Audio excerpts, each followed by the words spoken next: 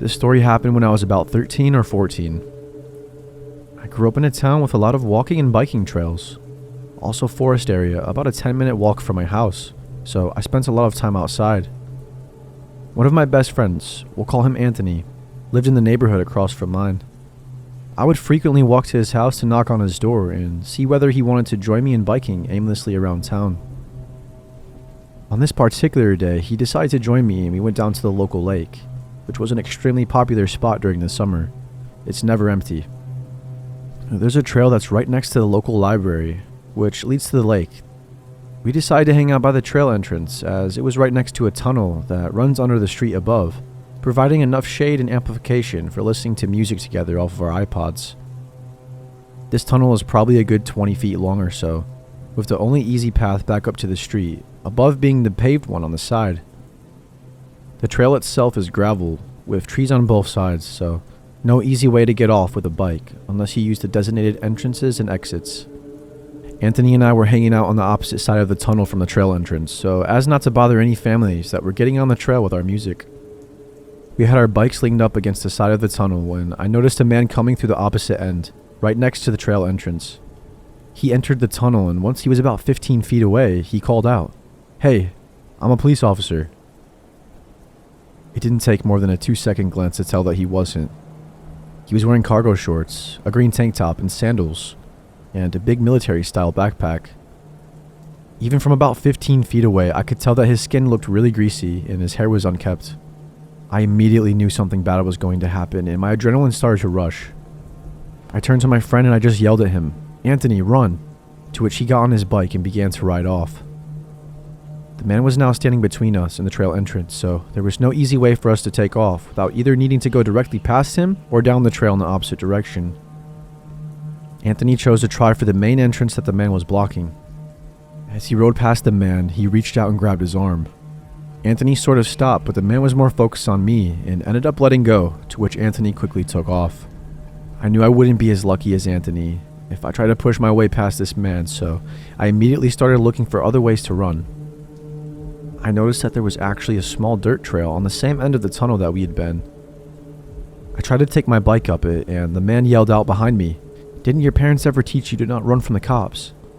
The trail grew too small for me to carry my bike down, so I just dropped it on the ground and continued running, hoping that this side of the trail led back up to the street where he at least wouldn't be able to hurt me without witnesses. He chased me about halfway down the trail, but eventually turned around. I ended up coming out at the library and quickly ran to the top of the tunnel so that I could see what he was doing. All I saw was him riding off on my bike.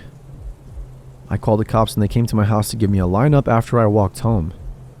I instantly identified the guy. Apparently he and his twin brother were homeless and on meth, which would explain his demeanor and motivation. They were known for stealing bikes in the area, but never so brazenly. I was just glad that the situation wasn't worse, because based on his substance abuse, he very easily could have chosen violence at the drop of a hat. To give context, I used to be a 911 dispatcher for a small city. We dispatched all law, fire, and EMS for the entire county, and within this county were multiple law agencies. I had been there for about 3 months or so when I met him. Let's call him Jake. Jake had recently transferred from a big department in California and landed himself randomly at our department. It didn't make much sense as to why he left California in the first place, but he always insisted it was just time for him to move to a smaller or less dangerous department. Him and I quickly became close and would chat almost every day after I got off shift. Within a few months, it became apparent that we liked each other and our flirting progressed into something more serious. Fast forward a few months later, and it turns out he was doing some inappropriate things to photos and videos of me while he was actively on duty. This and a few other things he had kept hidden on duty led to him losing his license and leaving. During the process of his termination, his sergeant suggested that I get a protective order against him, as he made some threatening statements previously towards me, such as, "You better be telling the truth.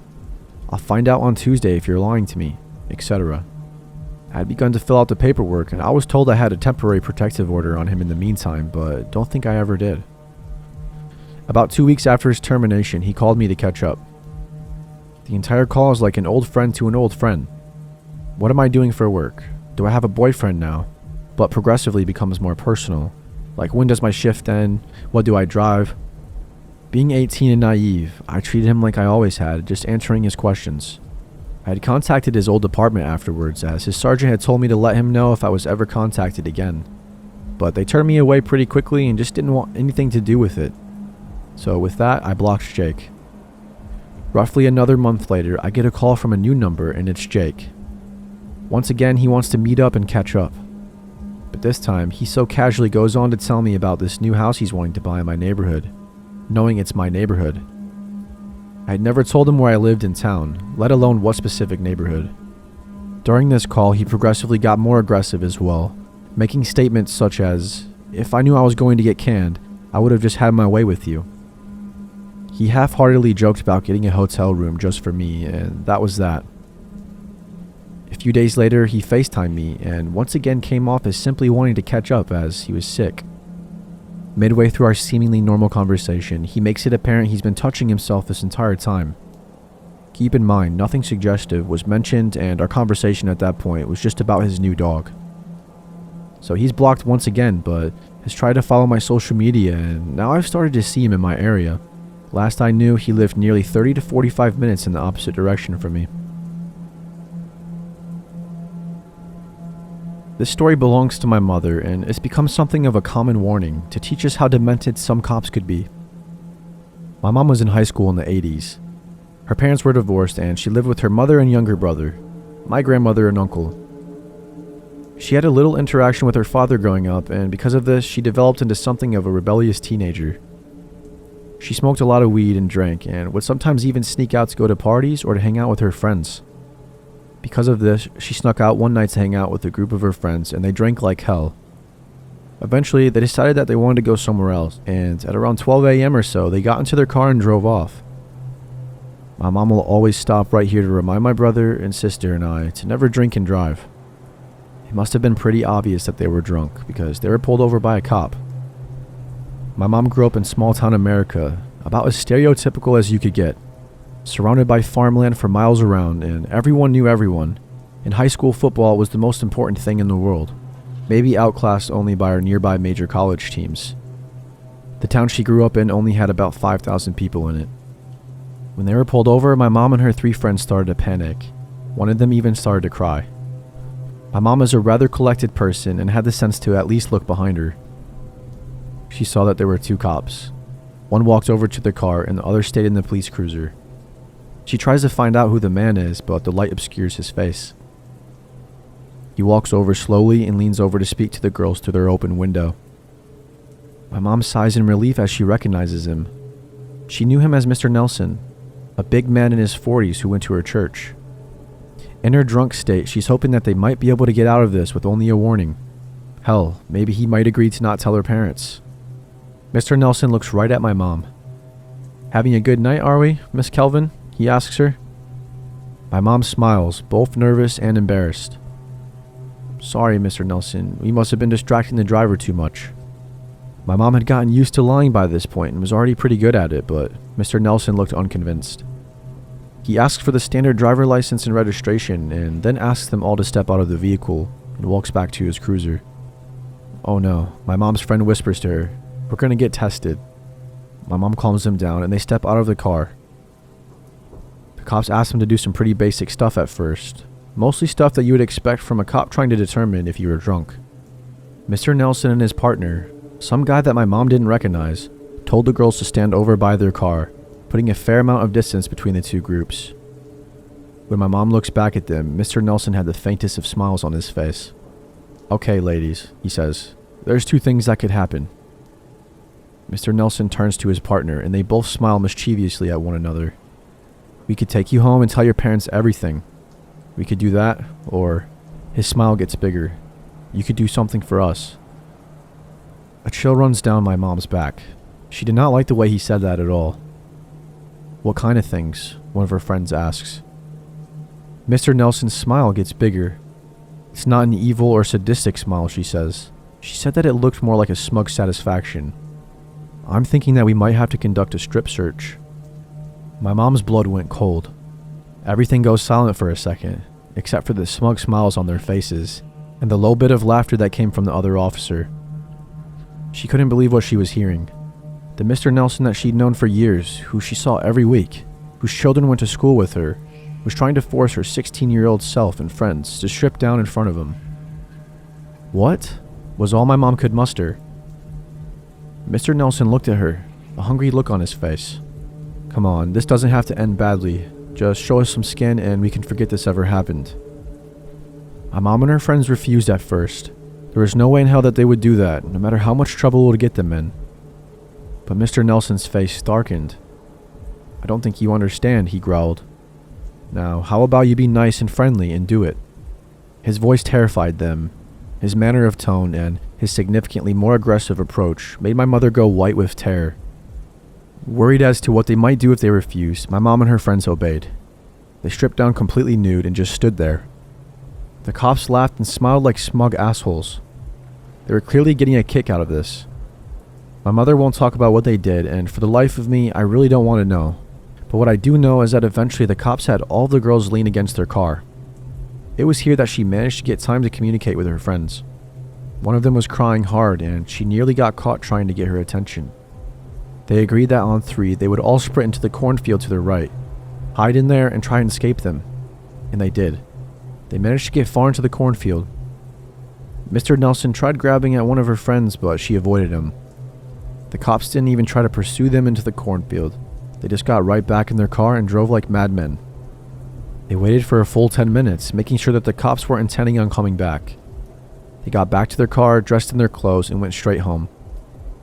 In the next few days, Mr. Nelson never said anything to anyone about pulling them over, and they never reported what happened.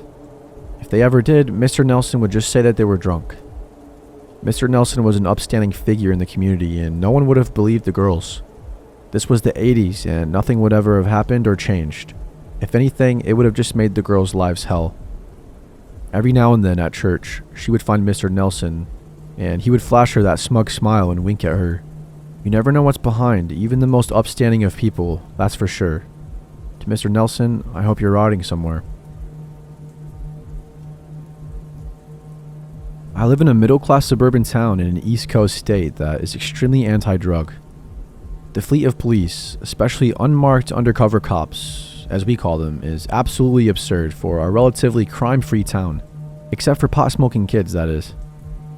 There are unmarked police cars of every kind, from brand new Chevy sedans and hatchbacks to brand new Cadillac pickups and SUVs, Dodge Chargers, GMC and Ford SUVs, classic Ford Grand Victorias, Jeep Wranglers, fake taxicabs, and everything you could possibly think of. Because there are so many unmarked police cars in my area, they often get decommissioned and are sold as used cars that still very much look like police cars. A friend of mine even owns a decommissioned Ford Grand Victoria. Last week I was on my way home from a date in an area that I was slightly unfamiliar with around midnight. I was driving along, following the speed limit, and I saw a blatant undercover police car tailgating me in the otherwise deserted road. He follows me for about 5 miles before finally turning on his lights. I was nervous. I had never been pulled over and I was driving past 11 o'clock, not necessarily allowed for minors in my area. Not to mention, I had a small amount of illegal herbs hidden under my spare tire in my trunk. So, knowing my town's extremely harsh police force, I was nervous. Regardless, I pull off the road into an abandoned gas station and I have my papers ready.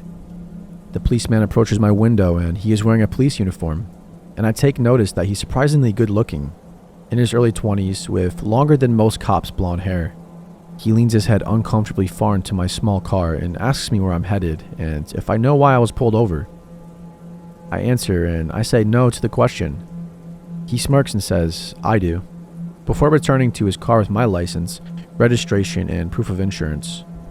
The nearby street light illuminates his unmarked car and I study it in the mirror. He had a civilian license plate, no police badge on it. I also noticed as he walked away that his pants were much too short for him. The bell bottoms awkwardly exposed 6 inches of his ankles. I had a very bad feeling about the whole thing, but I remained in my car. He comes back to my car and asks me to pull around, behind the building of the closed gas station. I say sure, and I turn on my car, but inside of me the alarm bells are ringing. There was no reason for me to go behind the building, other than to hide our cars from the road, So I roll up my window and I dial 911 as he walks back to his car. I told the operator I was just pulled over by a suspicious police car, and I read her the license plate number. She tells me that it cannot possibly be a police car and I should get out of there as soon as possible and drive to a public place. So I pull behind the building as instructed, with him following, and I pull my car around the other side of the building. And then I make a break for the road. He turns on his lights and follows. So I'm still on the phone with 911 and my operator isn't giving me any helpful information. I'm trying to win a car chase in my 1994 0 to 60 in 20 minutes Nissan, crying hysterically. I'm flying down a road that I don't know at 75 miles an hour, faster than I'd ever driven before, and my car begins shaking violently. The policeman keeps a steady trail behind me, lights but not sirens on. My poor car screams and screeches through a red light, and after the turn, I realize I'm on the road that runs through my town. I now know exactly where I am. This road is much more populated, and I have my fingers on the horn. It's a button. And I'm weaving through the angry drivers at 60 on a 40-mile-per-hour road. My only hope is to attract the attention of a real police officer, because I know that they hide on this road to catch speeders. I finally approach an out-of-business diner that sits in front of my neighborhood. I whip into the parking lot because I've never passed that diner without there being a hiding police car. I stop my car and look around desperately. I don't see anyone. I've never felt such a feeling of hopelessness in my life. I thought I was going to die. When I drove into that parking lot, I expected to run into the arms of my hero, but instead I was alone in an abandoned parking lot. The only sounds were the violent protests coming from my engine, and I was sure it wouldn't start again if I tried. I froze. I'm not sure how long I sat there with white knuckles, strangling my steering wheel. I only turned around when I heard a car door slam, and I was sure this was the end. I look at the mirror, expecting the horrible short pants wearing fake policeman. But instead, I see 3 marked real police cars, with 5 or 6 policemen exiting, hands on guns looking concerned. They brought me to the station and took my statement and calmed me down. Apparently the fake police car gave up on the chase when I turned into the parking lot, probably fearing there was a hiding police car there. They praised me for my critical thinking and calling 911, and told me there had been a string of violent rapes, one ending in a girl's death in the neighboring state, all pulled over by a car matching my description. As far as I know, they haven't caught him. So this happened to me a couple years ago when I was backpacking in Australia. I was traveling around in a van like many backpackers do, as it saves a lot of money with accommodation. I usually slept in rest areas or gas stations or just wherever I could park. This one night, I'd been driving for a few hours and I started to feel sleepy. I decided to stop in the next rest area in the middle of nowhere. Parking in that location during the daytime could be a great idea, but I guess at night it seemed like a horror movie location. There were no cars parked there. I know I should have parked where there were more people around, but I was really sleepy, and there were no lights around whatsoever. I turned off the engine and closed the curtains of the van. It was not long before dawn that I heard some heavy knocking on the side of the van. "Open up, it's the police." I swear nothing wakes you up faster than that. My heart was racing. I was adjusting to the adrenaline rush in my system when they repeated the heavy knocking, saying it was the police once again. My first thought is that I parked somewhere I shouldn't, but then again, it was the middle of nowhere and it was a rest area. Before opening up, with my mind telling me that the situation was weird as heck, I decided to slowly go to one of the windows and look through the gap in one of the curtains. I could clearly see the shape and shadow of a guy standing beside the van. His car wasn't too far, but it didn't have any lights or flashing lights on. This guy was definitely not a cop. Bringing up the courage I had left, I just shouted, "Get the hell away. I have a gun and I'm calling the cops." I didn't have a way to radio them or even a gun, but that seemed to faze him. I saw him getting back in his car, and to add to the creepiness, someone came out of the bushes nearby and also got in the same car. They left, and a few minutes after that, I turned on my van and drove in the opposite direction that they went. It's safe to say that I never slept in another rest area that didn't have at least a couple of other cars parked close by. I don't know what those people wanted, but with Australia's history of backpacker serial killers, I'm happy to be here today.